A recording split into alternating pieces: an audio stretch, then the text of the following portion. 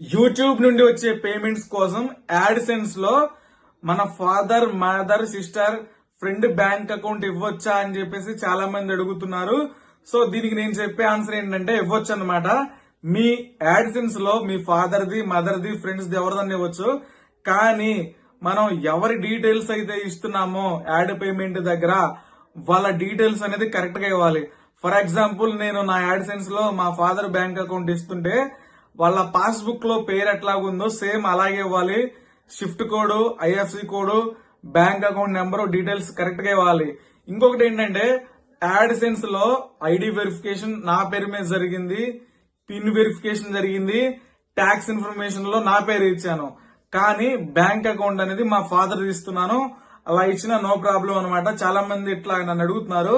అన్న నేను జాబ్ చేస్తున్నాను, గౌట్ ఎంప్లాయీని, నా బ్యాంక్ అకౌంట్ లోకి నా యూట్యూబ్ నుంచి వచ్చే ఇన్కమ్ నా బ్యాంక్ అకౌంట్ లోకి రాకూడదు, వేరే వాళ్ళ బ్యాంక్ అకౌంట్ యాడ్ చేసుకోవచ్చు అని అడుగుతున్నారు. సో చేసుకోవచ్చు, నో ప్రాబ్లం. సో ఇంకొక విధంగా కూడా చెప్తున్నాను.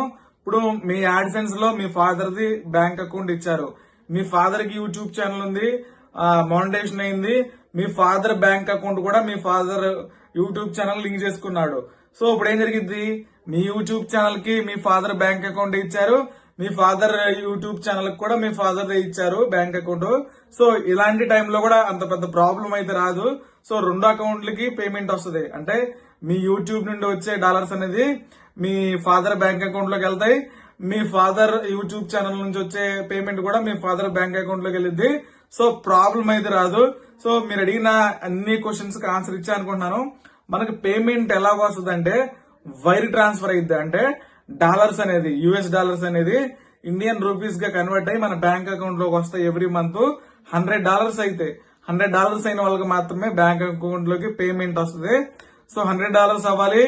ID verification, pin verification, tax information, so ఇవన్నీ కంప్లీట్ అయితే వస్తుంది అనమాట.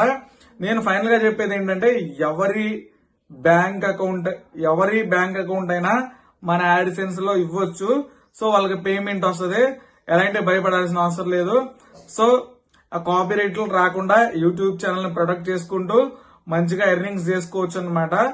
మీకు ప్రాబ్లం అనిపించినప్పుడు వేరే వాళ్ళ మీ ట్రస్టెడ్ పర్సన్ ది గుర్తుపెట్టుకోండి. మళ్ళీ ఎవరితో ఇవ్వద్దు అనమాట. మీ పేరెంట్స్ ది గానీ మీ ఫ్రెండ్స్ ది గానీ ట్రస్టెడ్ పర్సన్ మాత్రమే ఇవ్వండి, వాళ్ళకి పేమెంట్ వస్తుంది. సో వాళ్ళ దగ్గర నుంచి మీరు తీసుకోవచ్చు, నో ప్రాబ్లం, ఎలాంటి ప్రాబ్లం అయితే రాదు. Thank you.